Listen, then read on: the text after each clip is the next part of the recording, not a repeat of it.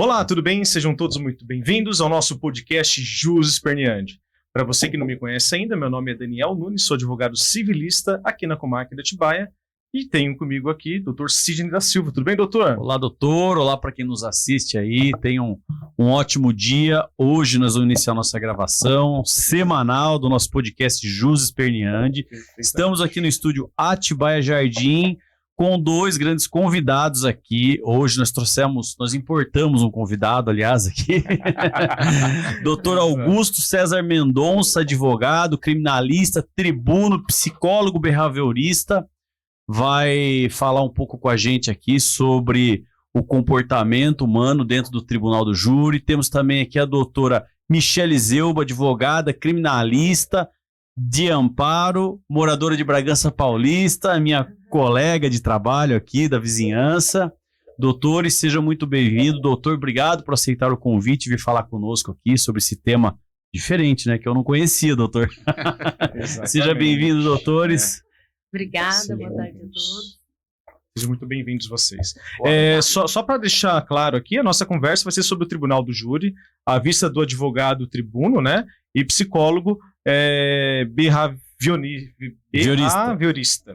Beleza, só para a gente deixar bem claro a quem vai nos assistir. Doutor, agradeço a presença, fala um pouquinho com a gente. Inicialmente, eu gostaria de dar boa tarde a todos os seguidores, né, do renomado Jus Esperneandi, né? Nossa recepção aqui foi fantástica, né? Um estúdio aqui maravilhoso. Agradecer especialmente ao Dr. Sidney Silva, presidente da Abracrim e da Bragança Paulista, agora nomeado vice-presidente do Observatório Nacional da Advocacia Criminal. Quero dizer que é uma honra muito grande estar aqui diante do senhor, e também do Daniel, advogado, né, civilista, ou seja, estamos, né, vivenciando aqui um momento da advocacia criminal, da advocacia civilista, da psicologia, da sociedade, enfim. Estamos num momento muito oportuno para que tanto vocês, né, quanto todos os seguidores tirem todas as dúvidas e entenderem pertinentes. É isso aí. A gente tem a página no YouTube aqui, doutor. E o doutor Daniel que cuida das páginas aqui, das redes sociais. De vez em quando tem os haters, né, doutor? Não, isso tem, é normal. Os haters é o que impulsiona a gente mais à frente. A gente gosta dos haters, que eles dão um empurrão. Audiência, Verdade. Doutora Michele, muito bem-vinda, seja muito bem-vinda. Obrigado por aceitar o convite aqui. Hoje uma véspera de feriado, né? Praticamente uma sexta-feira na nossa quarta-feira. Quase uma sexta-feira. É isso aí. Obrigado, doutor, por aceitar o convite também, viu? Obrigada, doutor Sidney, pelo convite, doutor Daniel. É uma honra estar aqui. Sei que vai ser um bate-papo bem leve, bem descontraído, mas de um assunto que eu adoro falar, que eu tenho paixão, que é o Tribunal do Júri. Então, obrigada mais uma vez pelo convite. Perfeito. Doutor, vamos para a primeira pergunta? Bora lá. Doutor Augusto, qual é o princípio basilar da psicologia behaviorista e por que ele ganha um significado tão importante dentro do Tribunal do Júri? Mandou bem. Por que a psicologia behaviorista? Pouco conhecida por todos nós, né? Eu desconhecia. Mas muito pouco. Acho que os ouvintes de behaviorismo, eu nunca ouvi falar em behaviorismo. Behaviorismo é um método da psicologia de um psicólogo americano, o John Watson, que é estímulo-resposta. E é justamente isso que a gente encontra lá no plenário do júri. O processo fala, a testemunha fala, o jurado fala, o conselho de sentença fala, e o psicólogo tem que ter esse feeling para, numa escuta analítica, fazer a verdadeira leitura do contexto, né? E eu gosto de chamar assim, do contexto do colendo Tribunal do Júri. Então, por que o behaviorismo? Porque nós vamos encontrar todo tipo de estímulo ali. Atenção difusa, atenção concentrada. Conversando com a doutora Michele, em um júri ninguém pode ficar disperso. Tem que ficar atento ao Ministério Público, tem que ficar atento ao Conselho de Sentença, tem que ficar atento principalmente às testemunhas de acusação. Então, atenção para buscar nesse estímulo a resposta adequada à defesa do seu acusado. Doutor, legal. Agora eu tenho uma dúvida. Aqui é ficar assim, à nós não vontade. vamos chegar na quinta pergunta aqui, viu? Pode ficar à vontade. Legal. Pode ficar à vontade. É importante fazer leitura. Vamos falar de leitura corporal. A gente que tem um pouco de habilidade na advocacia criminal, você faz uma leitura do corporal, se a pessoa está mentindo, se não está, se ela está querendo esconder, se não está. Então, pode-se dizer que o psicólogo behaviorista, ele faz essa leitura comportamental de quem está, do seu interlocutor? O psicólogo faz a leitura, evidentemente. O olhar de um psicólogo não tem como. Ele é diferente de um olhar. Quando um engenheiro entra aqui, ele vai dizer, olha que estúdio lindo.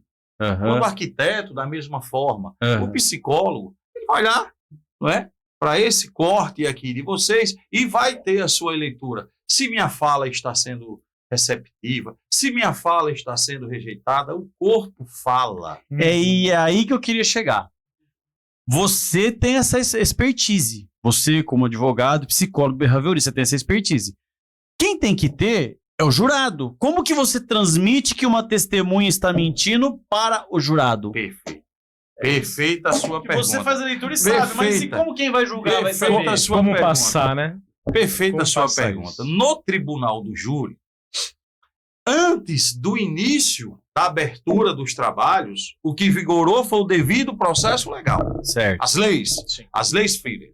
Começou colhendo o tribunal de júri, o julgamento ele deixa de ser feito por leis e vai ser feito para a alma humana. Eu não vou chegar diante de um conselho de sentença, vamos falar aqui legítima defesa, que estávamos falando há pouco, agressão injusta, iminente, atual, de uso moderado. Não, eu tenho que falar do quê? Do medo. Que a pessoa agiu com medo para continuar com aquela vontade de respirar. Ele quis continuar respirando. É isso que você sai das letras frias da lei e alcança a alma do jurado. Né? Todos nós, legítima defesa é um direito. Nós temos o direito de matar em legítima defesa. E aí explicar aos jurados por que nós temos esse direito. Não é? Porque nós não podemos, a lei permite nesse instituto que nós não nos acovardemos. É a aplicação do justnaturalismo pelo jurado? Isso. Ele Pelo vai, psicólogo. ele vai julgar como se tivesse acontecido com ele. Com ele. Mas é isso que eu... Você tem uma testemunha de acusação. O senhor tem uma testemunha de acusação. Ela mentiu. O senhor, como psicólogo com essa experiência, você percebeu que ela mentiu. Como que você vai catar essa mentira e transmitir para que o jurado sinta? Tá mentindo, tá tentando incriminar o réu. Excelente pergunta. Ocorreu agora, em Pouso Alegre, um depoimento de um digníssimo testemunha de acusação. Eu vou me reservar o direito de não expor e tal. E o que é que eu preciso dele? Eu não preciso revelar ao jurado que ele está mentindo. Eu quero pegar a contradição. Eu preciso tirar dele a contradição. Eu preciso ouvir essa testemunha. Evidentemente que já ter estudado o depoimento dela na delegacia, no sumário de culpa, e encontrar a contradição. Quando eu encontro a contradição, eu mostro o que para o conselho de sentença? Uma descredibilidade dessa testemunha. Perfeito. Então é importantíssimo a gente mostrar ao conselho de sentença a descredibilidade dessa testemunha e não a mentira, mas um descrédito, porque o processo ele é muito interessante. Ocorreu um homicídio, feminicídio. Nós tivemos lá em Porto de Galinhas um feminicídio, e como é difícil defender o feminicídio, né? Você imagine se o júri fosse realizado 60 dias depois, qualquer dos crimes. Então o tempo também se encarrega de entregar ao advogado a descredibilidade das testemunhas. Entendi. O esquecimento, né? Faz ele perder a credibilidade porque ele vai pecar em algum momento do depoimento dele, vai falar diferente ou vai deixar de falar E alguma o calor, coisa, né? veja, agora eu vou falar até como agricultor. Eu digo sempre, quando eu reúno lá com os meus funcionários, olha, vejam o que é a vida. Eu gosto de olhar muito a natureza, a psicologia, a natureza, o direito. Você bota fogo lá numa mata, ninguém encosta. Ninguém encosta. Quando esfria, você caminha por cima. Você caminha. Então, no calor, é tudo muito complicado, aquela delegacia, aquele momento. Mas depois não, depois as coisas vão não é? Você consegue planejar, né, doutor? A própria testemunha de acusação vai dizer, olha, realmente, não foi assim. O doutora Michele, esse desvio da testemunha, é possível identificar quando o jurado está captando? Quando ele abraça a sua tese, é possível captar isso do jurado pelo comportamento dele? Doutor, não vou falar porque ele sei que ele vai falar que consegue saber. Tô ganhando o jurado, ganhei o número 3. Bom, vamos lá. Não tenho, né, essa experiência na área da psicologia, da psiquiatria, mas no tribunal do júri, o que eu percebo, acredito que outros juristas também, é que desde o momento em que você coloca o pé no plenário, você está sendo analisado. Então, por exemplo, não é só o nosso cliente que está sendo julgado, o advogado, o estagiário, até o promotor, o jeito que fala, o tom, o jeito que ele cumprimenta as pessoas que estão no plenário. Então, assim, agora trazendo para a parte da testemunha ali, quando ela traz alguma contradição, alguma coisa, eu acho que essa percepção ela tem que ser o tempo todo. Porque por ter essa conotação de que tudo está sendo analisado, quando a gente percebe que é uma testemunha que mente, que é uma testemunha hostil, ou que é uma testemunha que vai tentar consertar aquilo que já foi feito, aí a gente tem que ter maior cuidado. Ou seja, se eu sei que essa testemunha é uma testemunha contraditória, já peguei esse jeito dela se movimentar de forma estratégica, eu não ficaria dando muita brecha para que ela contorne o que ela tem intenção de consertar, enfim. Mas acho que essa percepção sobre o comportamento, ela está em tudo no tribunal do júri, em tudo. Desde o café que você pega com a moça ali, com a serventuária, desde do momento que você cumprimenta o juiz, o promotor, os policiais penais, enfim. Acho que tudo vai influenciar no resultado. Estando cientes ou não Muito disso. Tá vendo? Tá vendo, doutor? O negócio aqui não vai chegar na quinta. As curiosidades vão surgindo. Se tiver pergunta aí, dá um... Vamos seguir. Então, na visão de um advogado tribuno e também psicólogo, como o senhor enxerga o papel do juiz, do Ministério Público, da bancada de defesa e dos jurados? Há uma dinâmica comportamental entre esses atores? Sem dúvida, sem dúvida. Você veja o que é o tribunal do júri. Você tem ali na figura do juiz togado um cidadão egresso do concurso público, né? Totalmente preparado no quesito leis. Idem para o Ministério Público, também egresso do Ministério Público. Os jurados, por sua vez, egressos de um princípio assim que eu acho muito massa lá no tribunal do júri, que é a democracia. O jurado é o quê? O convite do povo para julgar o povo. E o advogado. Veja agora, e nós advogados? Estamos ali pelo princípio da escolha. Tão nobre quanto ser egresso do Ministério Público e tamanha responsabilidade de ser escolhido pelo acusado para lutar pela sua liberdade. Então, nós temos egressos do Ministério, egressos do concurso público, egressos da democracia e nós, advogados, egressos do Supremo Poder da Escolha. Dentre tantos, nós fomos o escolhido para cuidar da liberdade daquele acusado. Portanto, a responsabilidade é muito grande. Eu entendo que o papel do advogado é o mais primordial daqueles atores ali presentes. Muito bom. O doutor, durante a escolha do jurado, é um momento muito rápido, né? Obviamente, é um momento muito rápido. Mas assim, quando ele é sorteado, além daquelas informações contidas da profissão dele na lista do jurado, você tem como analisar o comportamento dele quando solta o nome dele, Zé da Silva? Gostei dessa pergunta. Eu até para saber um caso esse não, esse eu não quero. Queria, não quero mais, por causa do jeitão dele. Eu acho que foi até inédito aqui em Pouso Alegre. Antes de começar o jurado, eu cheguei ao juiz, eu digo, excelência, o perfilamento de jurado não tem que existir por existir. Eu gostaria que que o senhor perguntasse ao jurado, se o senhor entender, né, o senhor é quem preside aqui o plenário, quantos júris ele já fez nessa comarca? Ele olhou assim para mim, olhou para o Ministério Público, o Ministério Público se opõe, o doutor Ministério Público, não, excelência, por mim, tranquilo. E aí ele começou a perguntar aos jurados quantos júris tinha sido feito por aquele jurado sorteado naquela comarca. É mais um critério para nós, advogados, atuarmos no tribunal do júri. Imagine um jurado que já fez ali 5. É ruim, isso é bom? Eu acho que tem uma proximidade maior com o Ministério Público. Acho que já conhece o Ministério Público. O Ministério Público é da casa, né? Entendi. Ele está sempre ali fazendo júri e outras coisas, mas vai depender muito do tipo do crime, né?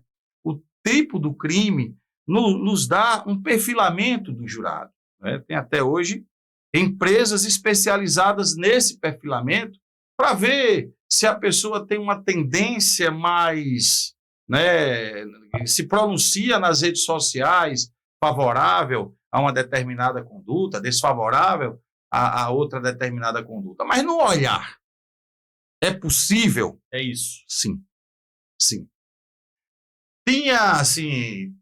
Eu fico olhando e esse voto é positivo. Isso é um feeling. Isso é inexplicável, não tem como dizer assim. Não é? Tem jurados, inclusive, um dia desse teve um, eu disse, olha, eu sabia que a senhora era pau em tudo. Tem jurados que a gente sabe. Você olha para o jurado e sabe, não, aqui não vem. Aqui não vem. Né? Aqui não adianta. Entendeu? Então é isso. Mas lá no perfilamento, evidentemente que a gente tem critérios, não acredito, não defendo e jamais diria aqui que seriam critérios objetivos, mas dentro da subjetividade nós podemos sim fazer um perfilamento mais adequado ao nosso acusado. Muito bom, doutor. Bom mesmo. Isso aí, doutor Daniel. Vamos lá, vamos para a terceira. Prossiga. Vamos lá. Doutor, sobre o perfilamento, que acabamos de falar, né? O senhor certamente tem um olhar diferenciado. Existe um ou mais de um critério essencial que o senhor considera determinante na escolha do jurado? Vamos lá. Eu sorteou o jurado. Estava lá no júri em Pernambuco, o Pira, salvo melhor juízo, de máscara. Isso é um critério de eliminação. Mas falei isso até um papangu. Colocar máscara. É papangu, o doutor sabe, papangu. De máscara, né? Mas assim, é aquilo que eu acabei de dizer há pouco. O corpo fala, a expressão fala, o gênero explica determinada escolha. Sim. O gênero explica determinada escolha. E como eu sou um apaixonado pelo tribunal do júri, na feira eu converso sobre os casos, evidentemente, sem colocar os nomes, para eu entender qual é a opinião da população, do homem, da mulher, do jovem, se é melhor um jovem de 18 anos, se é melhor sentar ali. Faz parte da estratégia? Faz parte. Aconteceu um crime na cidadezinha, vai lá. Eu converso com as pessoas. Ficou sabendo que tal crime aconteceu assim, assado? Troca uma ideia com o povo? Troco. Como eu ando muito Brasil afora, num hotel, né, as pessoas vão ali se vir, eu comento e tal, e eu vou sentindo, olha, ela disse que absolveria. Eu estou vendo aí mais a questão do gênero feminino, do gênero masculino. Porque arrasta opiniões, né? Então, se ela entende que sim, a tendência dos outros entender que sim também é. Conselho de sentença é povo. Povo sou eu, você, somos nós. Né? Quando a gente pega um processo, evidentemente, a gente já tem uma noção. Né? Nós temos uma noção, evidentemente. Eu costumo dizer sempre, tem que fazer inicialmente a leitura desapaixonada do processo. Para você entender a sua forma de atuar e compreender como o Ministério Público vai atuar.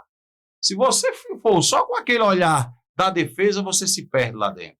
Aquilo que a gente chama, aquilo que os alunos chamam de cross-examination. Pergunta como a doutora colega aqui, né, excelente, fez a expressão dela, tem testemunha que não dá para você tirar muito. Tem testemunha lá, quanto mais você perguntar, mais você prejudica a vida do seu cliente. Então, esse feeling do jurado, ele não é só dentro do tribunal, ele é fora também, conversando com as pessoas, falando do caso, e aí você vai alcançando as compreensões de cada um. Doutor, a lista dos jurados vem quanto tempo antes da audiência do tribunal? A formação da lista de jurados é anual, né? Anual? Anual. Tem uma lista anual, ocorrem várias reuniões com aqueles jurados, É bom até que os advogados estejam presentes nessas reuniões e muitos não vão, né, doutor? Sim. Muitos não vão. Tem né? comarca que é feito online, né? Tem comarca que é feito online, mas E o advogado pode participar. pode participar das reuniões com Das os jurados, o reuniões. advogado pode se fazer presente e lá no dia são convocados 25 Uhum. e aí são sorteados 7. Tá, e aí a empresa que analisa, por exemplo, se tiver 150 analistas, tem que analisar todos da lista. Ela vai analisar a lista. Algumas empresas no Brasil analisam perfilamento de jurado. É porque depois que já está lá sorteado... Não tem isso na minha região aí, acho que eu vou partir para esse ramo aí, viu? Vou abrir mais um escritório lá no meu prédio. Uma boa, é uma boa. Mais uma firma, né, doutor? Doutor, posso fazer um complemento só sobre essa? lógico. Deve. Ainda com relação à questão dos jurados, hoje em dia, a questão das redes sociais, eu sinto que é uma forma que está mais avançada até de você conseguir construir um perfil ali do jurado que vai ser sorteado no dia. Porque hoje em dia, dificilmente alguém não tem rede social, dificilmente as pessoas não manifestam, né, suas tendências políticas, ideológicas. Então, obviamente que não dá para se apegar só nisso, tem outros critérios ali no momento. Mas é um que ajuda, Mas né? é um que ajuda. Você pega um que ajuda aqui, mais um que ajuda ali, que você construi já um volta. cenário para você fazer o seu tribunal do júri, né? É uma coisa que eu vejo, né, via nos estudos, é que quando a gente empresa, se trata... você permitir, eu sugiro que faz isso. Ah, tem empresa? Tem uma empresa que é esposa do doutor Rodrigo Falks. Sei. Ela faz essa análise? Ela faz essa análise de perfilamento de jurado. Como eu estava falando, quando a vítima do homicídio é a mulher, a tendência é a gente não pegar mulheres para julgar, Uhum. né? Sim. Tecnicamente falando, né? É importante a gente falar porque há um tabu das pessoas não quererem ser canceladas. Eu não vou querer jurado mulher para julgar onde a vítima é mulher, Uhum. né? Ou a alguém homossexual, por exemplo, vítima. Uhum. Eu não vou querer que tenha no plenário pessoas que sejam da mesma situação, Sim, né? sim. Então, a questão é mais técnica do que ideológica, né? Matou alguém do partido X. Aí tem um jurado que é do mesmo partido, é óbvio que ele vai Óbvio, pedir não condenação, pode. né? Então, Exatamente. é questão de a sensibilidade do advogado na hora de dizer o sim ou não pro jurado, né? E Exatamente. conhecer o jurado, né? Isso. Óbvio. Exatamente. Não, e ainda assim, conhecendo, fazendo todo esse trabalho, pode acontecer tudo. Uhum. Mesmo que a gente estiver totalmente preparado, o resultado ainda pode ser algo totalmente surpreendente, porque, né, estamos falando de seres humanos, Uhum. ninguém sabe, né, o que pode... Às vezes uma fala ali no meio, quase pro final, Perde todo o muda trabalho toda, feito. muda Perde toda a todo o percepção trabalho, e a visão É do duro, jurado. né? Você tem Júri ali algumas horas. Eu concordo, doutora Michele. Júri é definido no detalhe. No Viu? detalhe. No detalhe. Você tem horas pra convencer uma pessoa que você nunca viu na vida de que o seu cliente tá certo e a acusação, o Estado tá errado, né? É, doutor? Isso mesmo. Uma coisa muito importante ainda em relação aos jurados, sempre que eu me dirijo aos jurados, eu nunca me usei os preços, vossas excelências. Eu particularmente tenho uma resistência a isso. Senhoras e senhores, eu acho que eles se sentem até mais confortáveis. Confortável, eu acho também. Julgar não é uma coisa fácil. Não se coloque do lado da defesa, não se coloque do lado do Ministério Público, se coloque do lado das provas. Observe as provas que foram trazidas ao processo e, principalmente, o que ocorreu hoje aqui no plenário, na visão de vocês. É por isso que o advogado não deve abrir mão de oitivas no plenário do júri, porque ali é o momento que os verdadeiros julgadores, que é o Conselho de Sentença, vão observar. Diferentemente de um vídeo do que a pessoa falou lá no sumário de culpa, puder levar a sua testemunha, leve. Ela precisa estar frente a frente com os jurados. E eu gosto muito de testemunha de acusação. Testemunha trazida pelo promotor, porque quando você consegue descredibilizar, esse detalhe, ele é definidor. Dois, né? Esse detalhe é definidor lá. É igual o voto, né, doutor? Esse é bom demais. Vale um, vale dois. Esse é bom demais. Um vale dois. Esse é excelente. Esse é Um excelente. voto de lá vale 2. Vale. Um voto de lá vale dois. Mas, Muito doutora bom. Michele, não adianta a gente ficar Verdade. perguntando. Tem que ser perguntas fechadas, precisas. O jurado precisa entender qual é a sua linha de defesa. Aí a técnica, essa mesma técnica tem que ser em qualquer tipo de processo criminal. fazer pergunta cirúrgica, né? Exatamente. Fazer o cara responder diferente do que ele falou na delegacia. Falei, mas peraí, lá na delegacia você falou isso, aqui você tá falando aqui, qual versão é a verdadeira? Acabou, você descredibiliza Essa audiência que nós comentamos aqui antes de iniciar a gravar, que eu fiz a sustentação e falei que o cara abriu mão da NPP, o que aconteceu? O MP trouxe 2 policiais, de 33 anos e um de 37, de profissão. Não de idade, de profissão. E os policiais nada lembravam. E não tinha mais nenhuma prova nos autos. Cara, eu tinha 3 testemunhas, velho. Veio de fora, dispensei as 3. Falei, não quero ouvir nenhuma testemunha, eu vou dispensar minhas 3 testemunhas. Porque senão vai produzir o que o MP não conseguiu produzir. Lógico. Não faz sentido. Casos e casos. Você entendeu? Tem casos e casos. Doutor, como o advogado deve lidar com a angústia dos familiares do réu e principalmente com o impacto emocional do resultado quando o conselho de sentença decide condenar o réu? Quando o advogado não promete o resultado. O advogado, o atendimento do advogado com a família, com o acusado, sempre tem que ser muito sincero. Muito sincero. No tribunal do júri, na advocacia criminal, desculpe a expressão, eu acho que o advogado que promete um resultado, ele é louco, ou ele é um borderline, já está lá quase louco. Concordo. Entendeu? E isso também não é diferente no tribunal do júri. Você conversa com a família. Claro que você sabe, você conhece de processo, você olha, essa aqui, a chance é muito grande. Nós vamos dar tudo de nós, né, para entregar o melhor dos resultados. Mas se prepare para tudo. Como a outra colega falou agora há pouco. Se prepare para tudo. Né? E aí não tem aquele impacto de uma coisa que eu... Espere o melhor, se prepare para o pior, né? Não, abomino é criar expectativa. Ganhamos. Não, aí essa vai lhe dar uma frustração e um trabalho imenso nesse contexto. A pior frase que tem é causa ganha. Não. Não. A advocacia não deve exercer isso. Isso não existe. Não, e principalmente no tribunal do júri, que os jurados, né, que são as pessoas que vão julgar, estão tendo acesso... só aquelas provas que estão sendo produzidas ali no momento, né, aquelas provas testemunhais e tudo mais, que é tão imprevisível. Porque, por exemplo, por mais que a gente soubesse o que eles falaram na audiência de instrução e lá na delegacia, a chance dessas pessoas que também vão ser levadas ali para o plenário, talvez ficarem nervosas e terem uma postura diferente pelo cenário que mudou totalmente, também é muito grande. Então, assim, por mais que eu saiba o que ele falou na primeira fase, quando submetido ali na frente dos jurados, pode vir tudo. Pode mudar doutor, a versão. O jeito de falar. Esses casos de homicídio, na maioria das vezes, eles vão para as mídias, né? Aparecem nas televisões, ainda mais que as televisões agora estão regionalizadas, então qualquer caso criminal tá o jornal lá. Os blogueiros. Os blogueiros. É possível tirar frutos disso? Usar a imprensa a seu favor? Imprensa é algo que tem que ser utilizado com muita cautela. A depender do contexto, a depender do crime, silêncio do advogado, aquela nota de que só vai se pronunciar nos autos, é importante no início, naquele calor.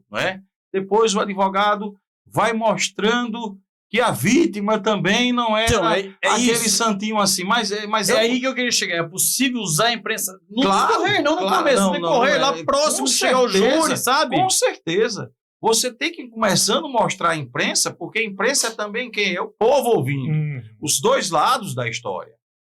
E ninguém melhor do que o advogado para contar a história do seu acusado. Comportamental, né? Sim, com certeza. Mexer com o comportamento da sociedade. Você pega a imprensa para mexer com o comportamento da sociedade, né? Sim. Traz algo que não foi revelado ainda, sei lá, alguma coisa que Na pode ser verdade, a benéfica. imprensa ela vai moldar a percepção da sociedade, da população, sobre o que aconteceu.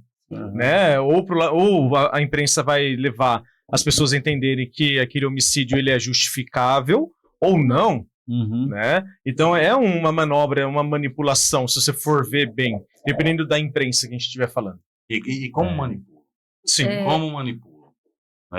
Eu acho até uma aberração ao princípio da inocência presumida, que é um vídeo que eu vou lançar por esses dias, essa questão do princípio da inocência presumida, a imprensa atropela. Sim. Não é? Ela pré-julga. Ela pré-julga. só seguindo essa linha da imprensa, né?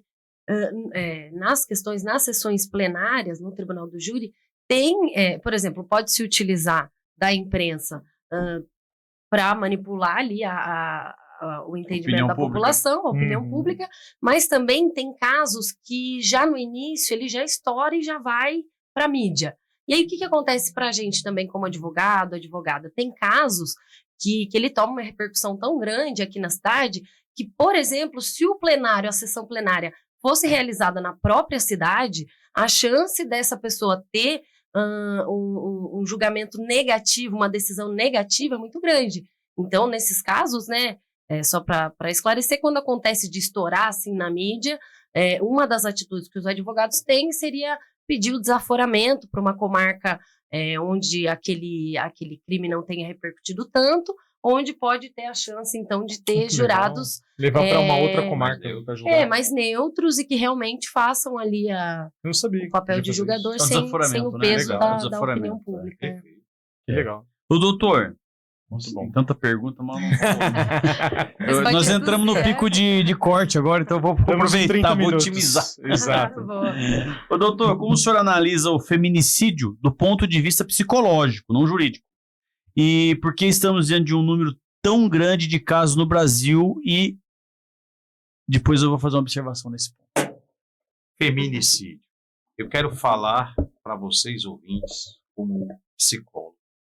É preciso que a sociedade entenda que o feminicídio, ele antecede o quê? A posse, a paixão, a emoção, não é? Achar que o outro é um objeto, é uma extensão do seu próprio eu, e na paixão é mesmo. Sociedade precisa entender que no quesito paixão, o homem e a mulher, inconscientemente, para aquele mais apaixonado, é uma única pessoa. O sujeito está lá, o homem apaixonadíssimo pela mulher, uma paixão patológica, ele acha que essa mulher é ele inconscientemente. Por isso ele não aceita que ela vá ao trabalho, é como se um pedaço dele estivesse saindo do seu corpo, do seu inconsciente. Por isso que ele não aceita que ela entre em contato com outros homens.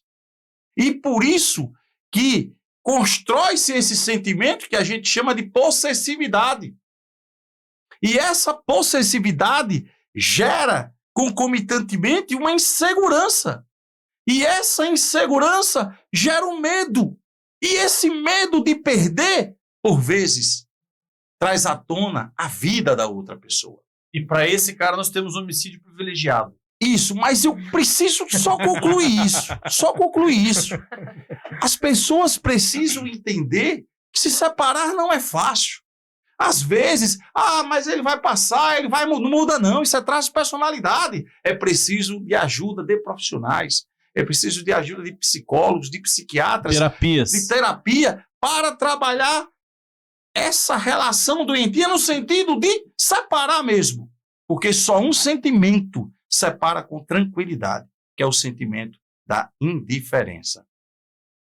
Agora vamos ao privilegiado, né?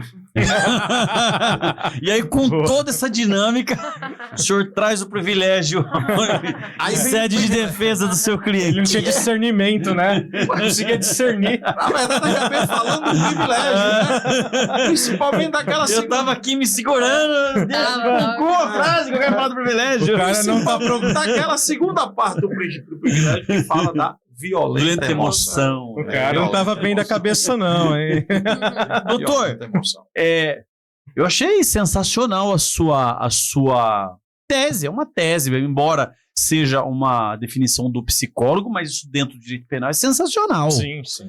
Entendeu? E se trazer isso de forma técnica, mais popular pro humilde que vai julgar, pro povo, entendeu?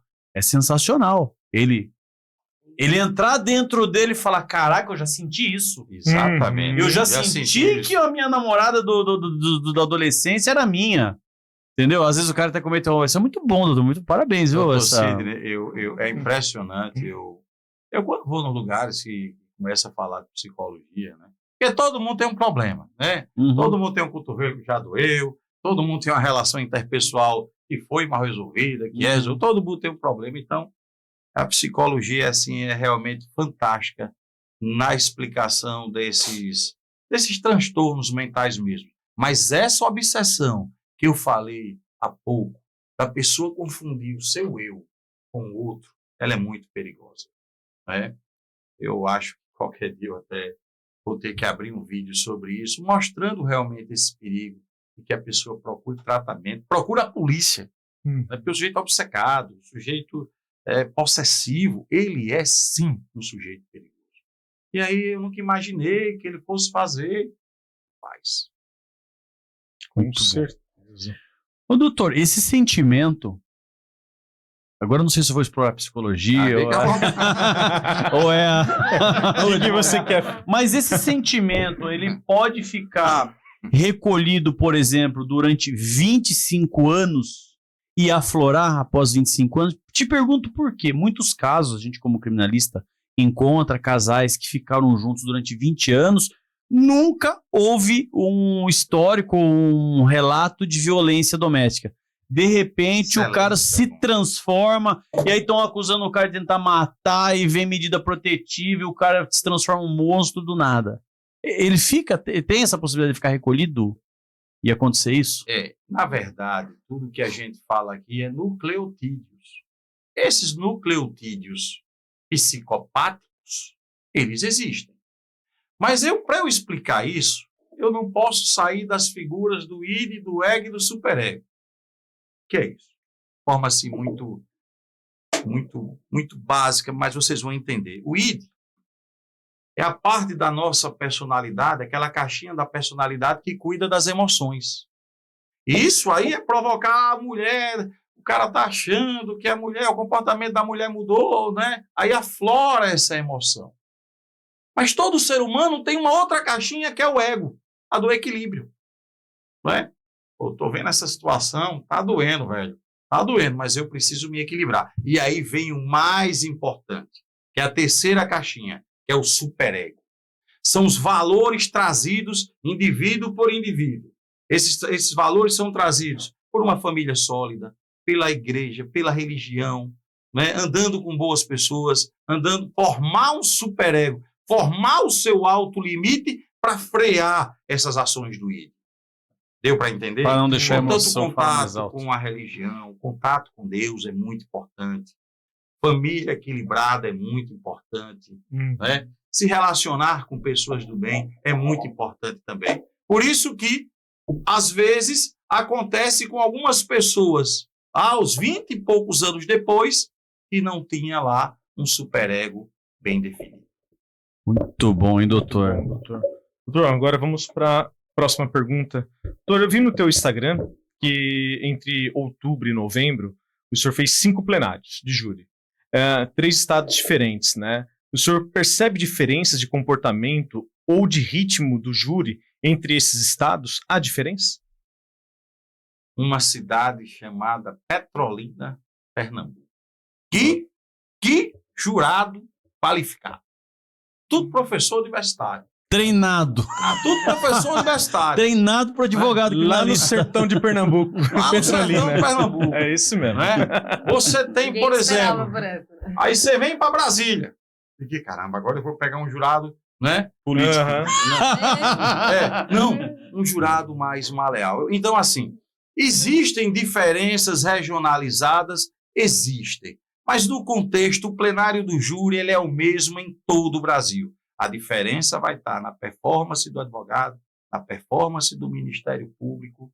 Entendeu? Essas que, ao meu ver, vão fazer toda a diferença. E temos sim. Eu particularmente, doutor, assim, eu tenho um pouco de assim, eu não sou aquela de... Eu gosto do Ministério Público, de eu pegar ele na psicologia. Não é aquela não, deixa ele muito à vontade. Evidentemente que se extrapolar, assim como se nós extrapolarmos, um está ali diante do outro para buscar os seus limites e garantir os seus resultados. Não é? Mas dentro do plenário do júri, seja aqui no Ceará, em Brasília, Pernambuco, Sergipe, a dinâmica é a mesma. Ô, doutor, essas suas viagens no Brasil todo para fazer júri, quando o senhor chega em determinada região, o senhor tem o hábito não sei se a palavra seria contratar ou fazer parceria com um advogado do local para que ele fale como é que aquela sociedade entende determinados assuntos? É imprescindível um advogado do local. É imprescindível. O advogado local, ele conhece inclusive o jurado. Não é? Então, a gente trabalha muito em parcerias. Evidentemente que um advogado do local é imprescindível em todos os aspectos. Em todos os aspectos. Agora, é impressionante como o advogado de fora também é bem recebido. Não é? A gente é educado. Assim, de uma forma geral. De uma forma geral. Todo mundo quer conhecer uma cultura diferente. Evidentemente, se tiver o que oferecer. Né? Mas como é bem recebido? Não, a gente tem que manter o corporativismo. Construindo um network imenso, uma rede de amigos maravilhosa. Deixa eu fazer uma pergunta que não está aqui na nossa lista. Eu, como civilista, tenho um grande problema com juizado especial civil. Cada juizado especial civil parece que tem o seu próprio código. Né? Cada juizado tem seu procedimento, seu entendimento, a sua interpretação da Lei 9.099 e as diretrizes que tem lá no juizado especial. Pergunto eu, o plenário do júri, qualquer que seja a comarca em nível nacional, todos cumprem com o determinado do Código de Processo Penal e Código Penal ou há diferenças nos procedimentos? Boa. Existe no Tribunal do Júri, como a outra colega que sabe, as nulidades. E elas são formuladas em 2 momentos. Quando o oficial de justiça abre, não é, lá os trabalhos, você tem, pela ordem de excelência, nós temos nulidades referentes ao processo. E tem nulidades que vão transcorrer lá no momento dos debates, como uso, né, de argumento de autoridade, o silêncio, as algemas, né, a ausência do preso. Essas, se você, aí vai depender do advogado. Se você não chamar pela ordem naquele momento, ela vai precluir. Precluir naquele momento. Então, é por isso que eu digo, o plenário do júri, ele reúne uma atenção, não é? Uma atenção. Eu acredito que até por conta desses detalhes que é importante não se fazer plenário do júri sozinho. Com certeza, com certeza. Enquanto um está fazendo perguntas, acontece ali uma questão de nulidade que às vezes você não percebeu, o seu colega percebe, chama pela ordem. Tem que ficar igual radar de aeroporto, 360 graus girando 24 horas. Opa, alguém dormiu. O Ministério Público leva lá, joga um vídeo lá, 10 segundos. Vai lá assistir esse vídeo todo, isso aí tá muito estranho, eu não lembro disso. Assista o vídeo todo para ver se tem alguma coisa dentro desse próprio vídeo que interessa a defesa. Entendeu? Tem que fazer. Muito bom, doutor. Muito bom. O doutor, muito bom também, viu, doutora? Obrigada. A explicação. O que deveria mudar no plenário do júri em termos de dinâmica comportamental? Há algo que prejudica a compreensão do jurado ou o bom andamento dos debates? E digo mais, o senhor acha que um psicólogo como assessor talvez do tribunal seria importante durante um julgamento? Boa pergunta. Essa é minha, né? Essa não tá no esquema. Boa pergunta. Agora, o que é que tem que mudar urgente no plenário? Na minha humilde concepção, o que é que tem que mudar? A incomunicabilidade do jurado tem que ser quebrada. Só existe no Brasil. Nos Estados Unidos, os jurados eles podem falar? Podem conversar entre si. Posso convencer o coleguinha? Pode convencer. Em alguns estados, esse veredito é trazido, é um veredito único debatido por todos. Do colegiado. Aqui não, aqui eles ficam incomunicáveis, aquela coisa chata, tira o celular dele, porque o celular eu concordo, eu falo só em quebrar a comunicação. Entre eles. Mas por quê? Basta um ali. Mas esse cara é inocente. Porque se planta a semente da inocência, ela germina com mais velocidade que a semente da acusação. Então, portanto, uma das coisas que eu acharia perfeita no plenário do júri seria a quebra da incomunicabilidade. Um psicólogo no plenário do júri. Quando eu falo um psicólogo, todas as comarcas têm um psicólogo e um assistente social dentro do fórum, que é funcionário público. Certo. Então, quando eu digo um psicólogo, no sentido de forense, de ficar ali presenciando ali, de repente, até porque não responder uma pergunta de cunho técnico da psicologia? Que tivesse ali um psicólogo para tirar a dúvida dos jurados. do jurado, ou que seja do advogado. Eu acho assim, seria complicado, porque se ele tira uma dúvida do jurado, a palavra dele vai ter uma, né, meio grande. Que uma sentença, né? Sim. Né? Vai falar de quê? De personalidade. Vamos lá. Eu já olhei para pessoas, às vezes, psicopata clássico, o psicólogo sai para dentro. De repente vem uma pergunta de traço de personalidade e é respondido, uma condenação. Então, é melhor não se falar. Eu acho cada um no seu quadrado. Eu acho a pergunta difícil essa, mas eu acho que é importante, sim, um psicólogo no plenário do júri para cuidar da família das vítimas. Não, e doutor, mesmo que, né, assim, agora falando só como advogada, né, não tenho especialidade na psicologia e na psiquiatria, mas é uma coisa que eu já usei e que eu vejo advogados usando, principalmente no tribunal do júri, é fazer referências a estudos dessas áreas. Por quê? Como são questões de vida ou morte, questões ali que vão bem além, como questões da legítima defesa, é algo que é muito difícil de explicar quando a gente busca só a ciência do direito. E aí, quando a gente mergulha na psicologia, na psiquiatria, às vezes em filosofia, fica muito mais simples de explicar o comportamento humano e as reações que a gente tem com base nessas ciências que têm muito mais propriedade. Doutor, veja bem, não sou tribuno, mas veja bem, eu entendo de direito criminal. Claro. E é um grande advogado criminalista. Se a gente... Eu quero ter um psicólogo no meu tribunal do júri. Assistente para você. Calma, eu quero ter um psicólogo, calma, eu vou chegar aí. Não, eu quero ter um psicólogo do advogado do júri. Do tribunal. O que eu faço? Contrato um psicólogo, faz um laudo para mim, por que esse cara se comportou dessa forma? Aí ele vai falar igual o senhor falou para nós, explicando a violenta emoção.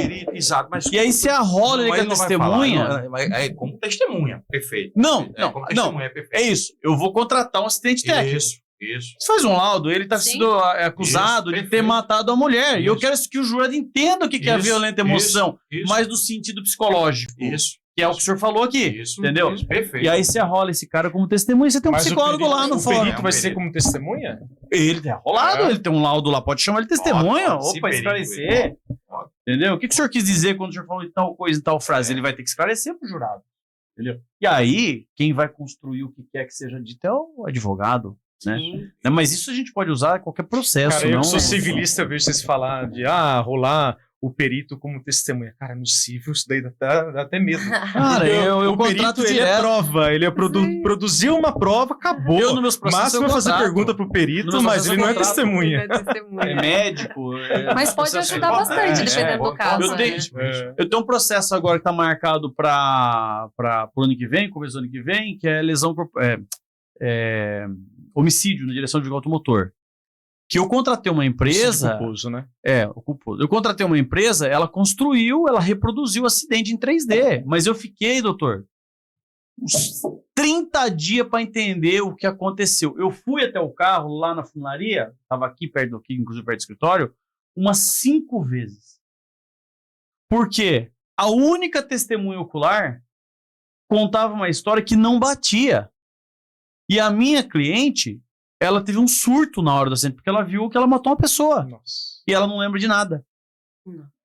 E aí, quando eu compreendi o que aconteceu, na 5ª vez que eu estive no carro, num dos carros envolvidos, eu contratei um escritório que faz a reprodução em 3D, e ele reproduziu exatamente, não rolou ainda, depois eu conto o resultado para você. Aí conseguiu entender o que estava acontecendo. Consegui entender, por causa de uma marca que durante a audiência provavelmente vai provar a mentira da testemunha, que a testemunha mentiu.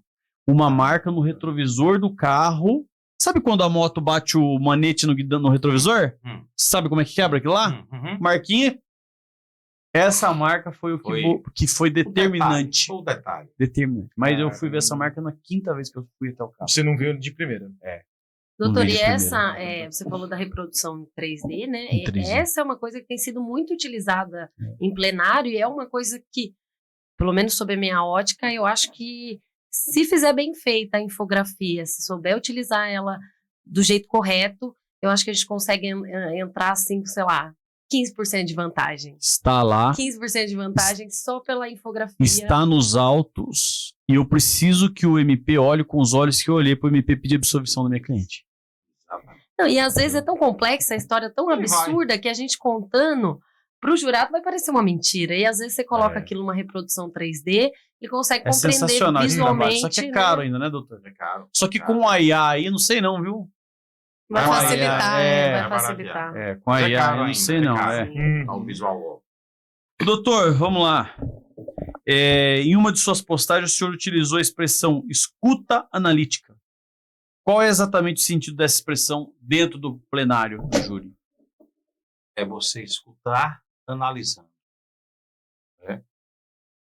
Onde aquela testemunha quer chegar, né? De onde ela veio e o que ela está dizendo que vai interessar a tese da defesa. Né? É fazer uma análise, não só da testemunha, a fala do Ministério Público, da forma como o juiz abre o plenário. Esse analítico, ele eu acho que o instituto principal do Tribunal do Júri. Ele estava conversando, depois daquele júri, o jurado está observando até o comportamento dos advogados. Principalmente. Não é? Então, analítico vem de análise, está todo mundo analisando todo mundo ali. E você ter, evidentemente, uma escuta mais analítica do ponto de vista emocional, psicológico, claro, que traz sim uma diferença quando da sua fala no plenário. Muito bom. Doutor, deixa eu perguntar. O senhor falou que nós somos analisados dentro do tribunal, né, do plenário. Aí eu pergunto, né, principalmente para o advogado, porque o advogado ele é julgado assim como o seu cliente. Corte de cabelo, vestuário, barba, a tonalidade de voz, a briga do advogado com o promotor, arranca-rabo, isso tudo influencia. O que o doutor poderia dar de dica para os advogados que vão atuar no plenário? Olha, evite brigar com fulano, ciclano, se comporte, se vista melhor, faça barba, sei lá, vá ao barbeiro antes. Quais seriam as dicas ao colega homem ou a colega mulher que vai ao plenário? Já que a gente está falando de observação. Sabe quem respondeu essa pergunta? Doutor Sidney, há pouco. Você disse como? Ele teve um problema com a moto, teve um risquinho. Um risquinho lá na moto, você falou, um risquinho. Quem conseguiu mostrar isso foi a simulação. Então, veja, o Tribunal do Júri ele é um observatório. As pessoas estão observando como você se comporta, como você fala, como é a sua eloquência, como você se veste, o seu cabelo, não é? A sua postura ali sentada na banca de defesa, não é? O seu cuidado, a sua atenção. Ele está percebendo, o advogado está atento, o Ministério Público está atento. Então, esses elementos, não é, engajam sim para uma assimilação do jurado. É o que a psicologia chama de transferência. Você precisa, a psicanálise, você precisa transferir ao jurado uma boa imagem para que ele lhe escute. Credibilidade. Né? Esse cara merece ser ouvido. Aí vai falar, o cara, né? Não vou nem me referir à verja, a jeito, mas você sabe que a pessoa não está sintonizado com o processo para ser bem respeitoso. Aí o que é que o jurado faz? Cruza os braços. Né? Se cansa. Já vi muito jurado cruzar braços. Eu observo muito. Cruzou o braço, você fechou aqui. Fechou. Você está com o diálogo fechado. Né? O jurado baixa a cabeça, o jurado não olha para você. Você tem que caminhar no plenário e o jurado lhe acompanhar. Está me ouvindo. Entendeu? Então, essa postura, essa conduta, não é? E a sua performance, como um todo, de barba, cabelo e barba, ela tem que estar perfeita no plenário do júri. Tudo alinhado. Para que o seu cliente realmente... Gravata combinando com o sapato. Tudo alinhado. E com o cinto, viu? Para seu cliente... Olha, que eu não decepcionei o doutor de cabelo gravata marrom, cinto marrom e sapato marrom. Isso aí. Eu lembro que na época da faculdade tinha uma história, não sei se é verdade, professores falam muitas histórias. E num tribunal, enquanto o promotor estava falando lá, debatendo, o advogado com um charuto gigante acendeu, podia fumar antigamente no plenário, e fumava, charuto fumava, e ele não deixava cair a brasa. E o braseiro do charuto ia ficando gigante. Isso tirava totalmente a atenção dos jurados ao promotor. Ao invés do pessoal escutar e ver o promotor, ficava olhando o advogado fumando. Ele estava tirando a atenção dos jurados para que não prestassem. Com a cinza desse tamanho. Com a cinza desse tamanho. Pelo menos os professores... professor de direito penal, né? Falava a história e tal. Aplicando esse princípio de tirar a atenção. Existe de fato ou não existe? É uma boa tática, não é? O advogado, o doutor tá falando do outro lado, ele ligava o microfone lá de cá para dar microfonia. Até que ele escuta que ele tá ligando também. Nossa, já vi aí. Quebra o raciocínio. Tática boa, faria não. Mas deve ter várias histórias, né? Posso contar uma? Tem um júri que eu fiz com outros colegas, né? Dr. Maicon, Dr. Renan, foi lá em Itapecerica da Serra. E lá eu não, já tinha acontecido isso de algumas outras formas, mas lá eu estava conversando com os jurados, estava no meu momento de fala, e eu notei que eu falava com eles assim, eu estava meio que parada, só que o olhar deles ia para lá e voltava. Alguém estava tirando atenção deles. Aí eu olho para trás, o promotor tava, vai, volta, aí joga o cabelo para um lado, vai, volta. Desfilando. Parece que não, mas ele Fashion consegue. Week. É o charuto, tá tirando atenção. E ele consegue, porque dá aquela quebra de raciocínio, e aí você aquele segundo de atenção. Desestabiliza o Doutora Michele, sabe para quem mais o jurado observa? O juiz togado. E como eles são imparciais. Também são treinados para isso. Imagine a defesa falando, o juiz. O Ministério falando. Eles mais observam o juiz. Para ver o que o juiz está achando. Porque ele na veia o julgador. Ali não, ali é o conselho de sentença. Mas eu percebo, colega, o quanto eles olham para o juiz. E fico muito feliz quando eu vejo um juiz neutro. E nunca vi um juiz tomar partido, nem de Ministério Público, nem da defesa, para ser bem sincero. Isso é importante. Com todos vocês, entendeu? Para ser bem sincero. Doutor, para fechar aqui o nosso roteiro, como deve ser a conversa com o réu antes do julgamento para evitar que ele emita estímulos negativos aos jurados? Existe um protocolo comportamental mínimo? E aí eu pergunto, se existe um protocolo, é da psicologia ou é do advogado criminalista? Da psicologia. Então, mas veja, mas todo advogado é um psicólogo também, principalmente tribuno do júri. Cara, o réu pode ficar encarando o jurado. Pode ou não? Não pode. Não deve. Certo, não deve. Mas ele deve se comportar como um acusado? Não, leve, neutro ali, leve, de forma leve, evidentemente, evitar, porque antes do julgamento ele entra condenado. Né? Quem vai absorvê-lo é a defesa, né? E a conduta dele próprio. E aí vem, fala, não fala, em determinados júris é importante quebrar o silêncio, como foi esse, em outros é importantíssimo manter o silêncio, mas assim, a conduta do réu, eu já vi acusados, do juiz perguntar, vai falar? Vou. Foi você? Foi você? Evidentemente, estava trabalhando redução de danos, estava trabalhando atenuante, mas nem isso, cara, amigo, aí... não tinha como você fazer, era o perfil dele. Então, não encarar os jurados, manter ali uma postura, né? Eu não gosto de estar trazendo assim termos mais, mas manter uma postura de neutralidade, evidentemente, de que ele é realmente um inocente e não um acusado. A gente sempre tem a preocupação quando o réu não é muito bom em falar, mas eu acho que a preocupação maior tem que ser quando ele é bom em falar. Porque é aí que mora o perigo. Fala demais? É esse que é o negócio. Porque às vezes a gente prepara as perguntas, vamos supor que a estratégia lá no momento vai ser ele responder só as perguntas da defesa. Então a gente vai, né? Já vai estar tudo meio que preparado. Mas já teve casos de um cliente meu que gostava tanto de falar que por mais que tivesse todas as perguntas ali pré-determinadas, as que eu não queria fazer, assuntos que eu não queria entrar, chegou no final e falou, não, doutora, mas você esqueceu de perguntar aquilo lá. Aí começou a falar. Daí eu interrompi ele. Falei, não, mas eu não quero entrar nesse assunto agora. Daí ele parou. Só que chegou no final, ele falou, doutora, eu vou voltar naquele assunto que você me interrompeu.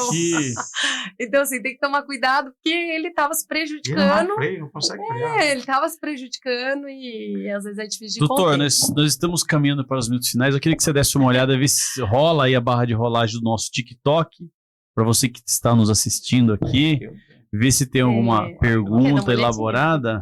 Ver se tem alguma pergunta. Assim. Não, aqui, ó. É assim. Top, Vai faz ser. isso. Doutor, muito bom, hein? O preparo do advogado aí dentro da psicologia para exercer o munus aí numa audiência. Não é só no tribunal, não. Qualquer audiência, entendeu? Eu lamento muito que as audiências tenham se tornado virtual. Acho que no criminal deveriam ser presenciais por causa dessa leitura comportamental, que o juiz tem bagagem, sem ser um psicólogo, uma grande bagagem em fazer a leitura para saber quem está mentindo, tá? Isso é tanto positivo quanto negativo, né? Porque quando você sabe que o seu cliente vai falar uma inverdade, não, meu cliente não mente. Você tem como trabalhar ele, né? Então, só que, infelizmente, a tecnologia, o mundo evoluiu e as audiências agora são virtuais e acaba tirando um pouco isso. O juiz não tem como ver pela televisão, né? O cara com o pezinho aqui, o cara ali, o policial com o negócio na mão, né? Plenário de júri virtual, eu mesmo não aceitaria jamais.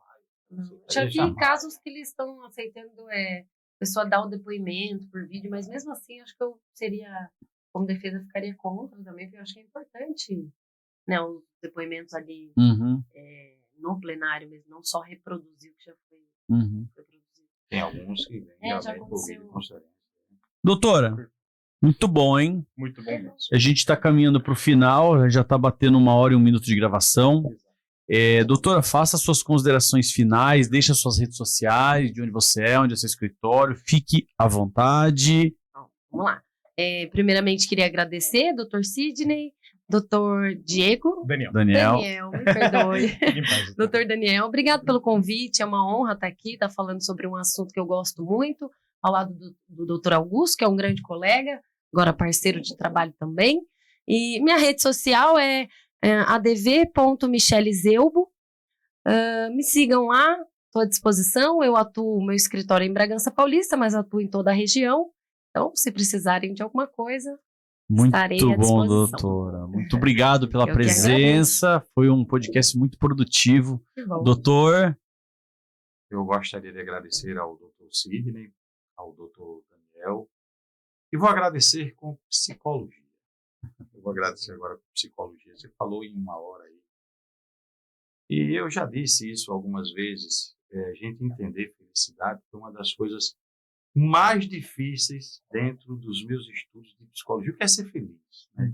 Foi muito subjetivo, mas eu encontrei um critério objetivo. Esse papo foi de 1 hora, mas ele parece ter sido de 5 minutos. Foi um papo feliz, o tempo passou rápido. Fluiu, né? Eu costumo dizer, cara, se você está num relacionamento, você senta com a sua esposa, senta com a sua namorada, e o tempo não passa, pode cair fora, velho. Você não tá feliz, entendeu? Então, agora indo para o advogado, as minhas redes sociais é Augusto César Mendonça, advogado. Muito obrigado, doutor Cid, muito obrigado, doutor Daniel, obrigado, Bragança Paulista, obrigado, a cidade aqui. Eu rodei Atibaia, eu rodei tanto esses últimos 30 dias que eu não sei o dia, não sei a hora, né? Mas sempre de forma muito feliz, porque estou fazendo o que gosto. E estar aqui com vocês foi um momento de muito prazer e muita felicidade. É isso aí, doutor. Muito obrigado pela presença dos senhores. Esse nosso bate-papo vai estar disponível hoje, doutor? Hoje mais tarde, daqui a pouquinho, vamos ver, daqui umas 2h30, que eu tenho que fazer o pós-edição, tá? Vai estar disponível no YouTube, e aí, no final de semana, vai estar no Deezer e no Spotify, para escutar. Eu quero passar um recado final para quem nos assistiu até aqui, para quem está ao vivo, para quem vai ver a gravação. No dia 5 de dezembro vai ocorrer o primeiro encontro dos advogados criminalistas de Bragança Paulista e região. Vai ser lá na sede, no auditório da OAB Bragança, nosso parceiro desde a nossa instalação lá em Bragança. Nós teremos grandes nomes da advocacia criminal. Siga as redes sociais da Abracrim, Abracrim _BragancaPTA no Instagram, e lá você acha o link para fazer a sua inscrição. devido aos nossos palestrantes, são pessoas muito conhecidas na região e a nível Brasil, as inscrições estão limitadas, está travada em determinado número, então quando alcançar aquele número de inscrição vai se encerrar. Então, eu já me inscrevi, hein? Para você que quer assistir esse grande evento, se inscreva lá. Muito obrigado, doutor, pelo espaço. Eu que agradeço. Nós que agradecemos. Quero deixar um recado para você que ficou até aqui nesse podcast, que ainda não é inscrito no nosso canal do YouTube, se inscreva, dá aquele like nesse vídeo, manda o link desse podcast lá para o grupo dos amigos, da família. Vamos fazer com que esse podcast ele chegue mais longe. Contamos com você. Ok? E semana que vem tem mais. Temos mais gravação, né, doutor? Semana que vem tem mais. Então é isso. Gente, um abraço. Até mais. Valeu. Até mais.